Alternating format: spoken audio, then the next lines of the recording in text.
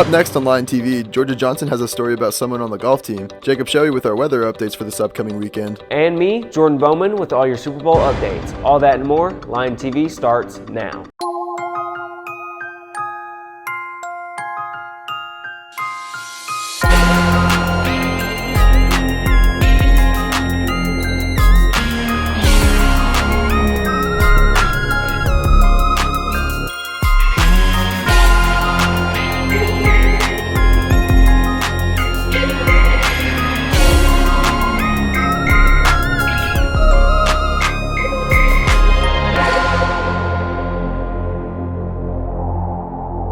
Good morning, Searcy High School. We hope you have a wonderful Friday and a wonderful weekend. I'm Connor Love. And I'm Linus Bowman, here with your news for this week. Let's get into those announcements. You're Hired is an exciting event being held from March 11th to March 12th from 9 a.m. to 4 p.m. in the Lion Arena, designed to connect businesses with motivated graduating high school seniors who are eager to embark on their professional careers. A signing event will take place April 23rd at 6 p.m. in the Lion Arena to acknowledge the achievements of students who secured positions through the You're Hired event. Any interested students need to start creating or updating their resume and to see Miss Hallman in the counselor's office. If you have questions, you can see Miss Churchwell or Miss Hallman. There will be a mandatory meeting for parents and athletes on Wednesday, February 21st, for those wishing to try out for varsity cheer. The meeting will be held at 5 p.m. in the annex. If you plan on attending the interest meeting for varsity cheer or dance, please sign up in the West office. Tryouts will be March 25th through March 28th. You will need a current sports physical in order to try out. See Mrs. Holyfield if you have any questions. The following students have made All-State Choir: Lawson Folker, Cameron Cleveland, Emily Williams, Abby Lawson, Malia Miller, Dylan Cleveland, and Max Strait. Be sure to thank these students when you see them in the hallway, and we apologize for missing out on mentioning you in the previous show. Connor, how much are you into golf? Not much. I have some interest in the sport, but I haven't really paid much attention. Well, thankfully, Georgia Johnston has a story about a golf student who has started her golf journey as a freshman. With all of the sports and activities at SHS, one sport stood out the most for freshman Brian Godson. I started golf because May I toured the school, and when we toured the arena, I walked into the golf room and I just liked it and decided that that should be my new sport. I started playing a little bit in June, but not until we moved here to Searcy I really started playing at the course and actually put time into it. Golf is my favorite sport to play because it's fun, but it's not my favorite sport to watch. Some of the most important shots in golf are chipping, putting, and drives. But this particular type of shot has become one of Ryan's most favorite. My best shot is probably on hole 1 at Searcy Country Club. It's a long par 5. I had my third shot over the water, about 75 yards. I hit my U-wedge and I hit it right beside the hole and I made a birdie. My favorite golf club is definitely my pitching wedge. I use it for almost every approach shot between 80 and 100 yards. In golf, you must practice lots of techniques to improve, like the SHS golf team does. A normal practice for me and the team probably is just at the course, either on the range or on the putting green, or playing holes. Ryan has had lots of memorable moments on the course with the team, but one off the course is probably her favorite. After we're done with a long day of playing and we go out to eat and it's just fun and everyone's laughing. As the next season slowly approaches, Ryan has some exhilarating things that she's looking forward to for the next year, but also things she isn't. I'm most excited for probably just playing on a higher level since I've improved so much just since I started, and I'm probably least excited for all the seniors to leave because they're great. Obviously, Ryan chose the right sport at SHS, and we can't wait to see how far she goes in her high school golfing career. Now back to the desk. Thanks, Georgia. Now let's go on to some stories from around the world. Authorities in Jacksonville are seeking information into an unsolved hit-and-run collision that left at least one person dead late last week. According to police, the accident is suspected to have occurred during the early morning hours Friday at the 5500 block of John Hardin Drive. The vehicle involved could possibly be a white Chevrolet Silverado or GMC Sierra with heavy front-end damage, police said Tuesday. 5 U.S. Marines aboard a helicopter that went down during stormy weather in the mountains outside of San Diego are confirmed dead, the military said Thursday. Authorities say the CH-53E Super Stallion vanished late Tuesday night while returning to Marine Corps Air Station Miramar in San Diego after training at Creech Air Force Base northwest of Las Vegas. Quote, "It is with a heavy heart and profound sadness that I share the loss of 5 outstanding Marines from 3rd Marine Aircraft Wing and the Flying Tigers," Major General Michael J. Borgschult, commander of 3rd Marine Aircraft Wing, said in a statement.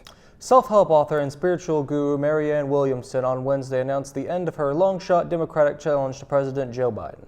The 71-year-old one-time spiritual advisor to Oprah Winfrey contemplated suspending her campaign last month after winning just 5,000 votes in the New Hampshire's primary, writing that she, quote, "had to decide whether now it is time for a dignified exit or continue on our campaign journey."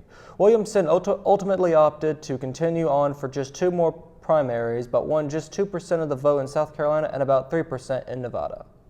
I'm just curious what you think of the weather. I mean, it's Arkansas. What do you expect? Well, thankfully, Jacob Shoei is here to give us some closure on the weather. Thanks, Connor and Linus. As we move into this gloomy Friday, we're going to have some AM showers with rain at a 51% chance, with their high being at 69. And then we have our winds coming south-southwest at 9 miles an hour, our humidity at 90%, and our sun rose at 6:59 a.m. As we move into tonight, though, it's not going to look any better as we go into some scattered thunderstorms with rains at 66% chance. And then our low is going to be at 54, with the winds coming out southwest moving up to 10 miles an hour. Humidity's at 89%, and the sunset at 5:43 p.m.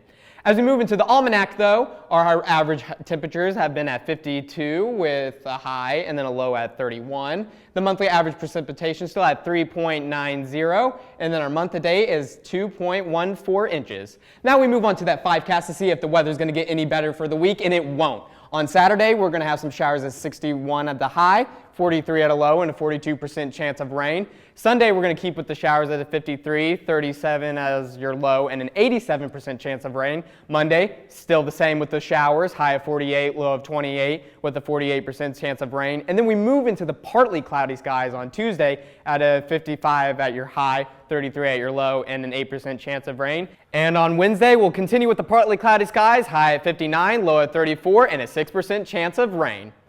Well, guys, for that first part of next week, we're going to need those umbrellas and those raincoats for a little bit longer. Thank goodness I have those ready. What do you think, Connor? I think that all of this weather talk is making me really hungry. Thankfully, I can tell you what's for lunch. For lunch, we'll be having chicken and cheese Crispitos, classic cheese pizza, beef and bean chili, ham and cheese sub, fresh Fuji apple, and milk. Make sure to thank all the lunch ladies for their hard work. Hey, Linus, I heard you're on Line of the Week. Nope. Jordan Bowman is this time, and he interviewed a member of the yearbook staff.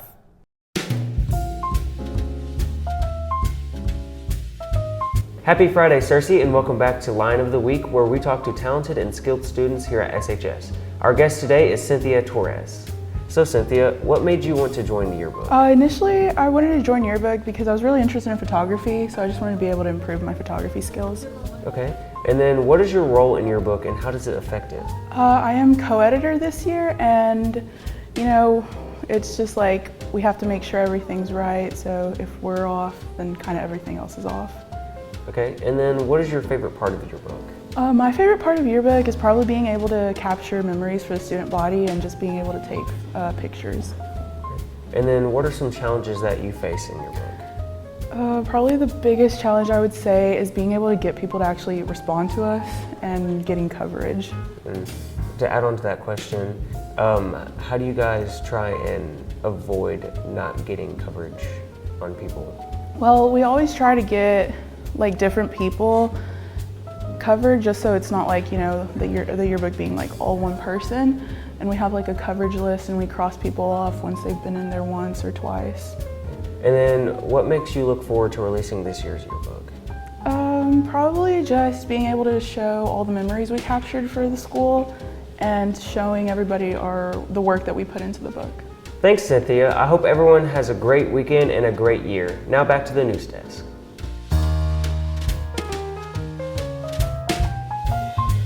Man, I still cannot wait for my yearbook. Hey, don't worry, you only have to wait until August. August, really? Yeah. If it makes you feel any better, Jordan Bowman is here with our sports updates.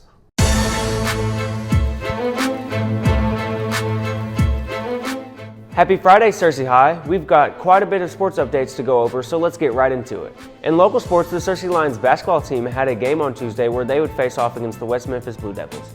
The first half, the Lady Lions game, the Blue Devils started off ahead of them until the Lady Lions made a comeback with an 18-17 score at the half.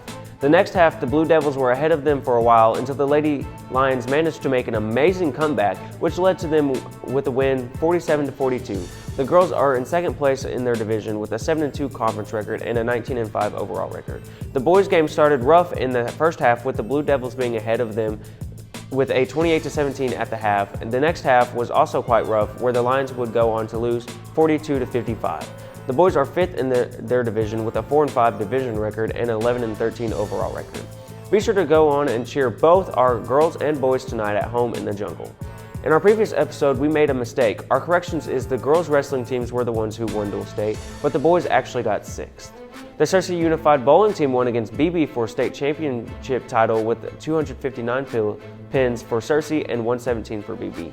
If you see Dalen Hamilton, Trenton Tyson, Caden Hollowell, or William Killow, be sure to congratulate them. If you see these girls, either of these girls, be sure to congratulate them as they attended Special Olympics Winter Games in Springdale last Friday and placed first in female school age division of Unified Pickleball. Also on Wednesday, senior basketball player Sarah McCain had a signing day in the arena with Crowley's Ridge Pioneers in Paragould. If you see Sarah around, be sure to congratulate her as well. In national news, the Arkansas Razorbacks went up against the LSU Tigers last Saturday, where Arkansas would fall to a score of 95-74, bringing their record to 11-11 and the Tigers' record to 12-9.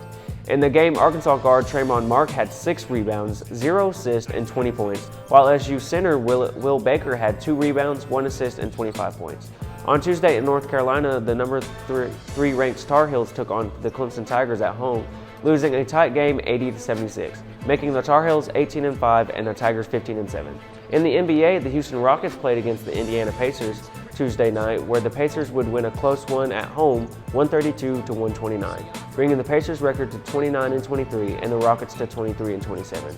In the game, Pacers center Miles Turner had 3 rebounds, 2 assists, and 21 points, while Rockets guard Jalen Green had 3 rebounds, 1 assist, and 30 points. In the NFL, the Super Bowl is this Sunday, where the defending Super Bowl champs, the Kansas City Chiefs, will face off against the 2020 Super Bowl rival, the San Francisco 49ers. Both teams had troublesome endings to their season, and they now have a chance to play for the NFL's most prestigious award, the Lombardi Trophy. In the 2020 Super Bowl, the 49ers would be up by 10 in the middle of the fourth quarter, and the Kansas City Chiefs would take a commanding lead late in the fourth, winning 31-20. With this being a Super Bowl rematch, all of America can't wait to see what will happen next. We sent out a poll on our Lion TV Instagram, and 55% of you wanted to see the Kansas City Chiefs win over the 49ers. Well, Cersei, that's all the sports updates I have for you today. Now back to the news desk. Thanks, Jordan, for those sports updates. Unfortunately, that's all the time we have for you today, Cersei. Don't forget to subscribe to our YouTube channel at Searcy High Lion TV. And to follow us on X at Lion TV, Instagram at Searcy Lion TV, and on Facebook at Searcy High Lion TV. Signing off, I'm Linus Bowman. And I'm Connor Love. Have an amazing Friday, Cersei. We hope you have an amazing weekend, and we hope to see you next week.